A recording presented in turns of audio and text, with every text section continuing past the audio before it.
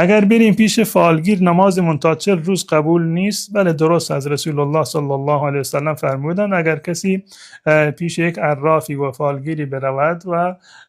از اون مثلا سوال بکند در مورد آینده، در مورد مسائلی که براش فال بگیرد، آینده رو براش تخمین بزند و بیان بکند، پیامبر فرمودند که نمازش تا 40 شبانه روز قبول نیست، به این معنی که ثواب عادی رو ندارد. معنیش این نیست که نماز نخواند، نماز بر اون واجب هست، باید بخواند، اگر نخواند گناه کرده، اما مرتکب یک عملی شده که در واقع منافات داره با این ایمان به تقدیر و ایمان به صفات الله متعال. و بنابراین انسان باید توبه بکنه، به هیچ عنوان نباید سراغ انسانهای جادوگر و شیاد و فالگیر و این دست آدم ها بره، که عرض کردم که اگر انسانی معتقد باشه که اینها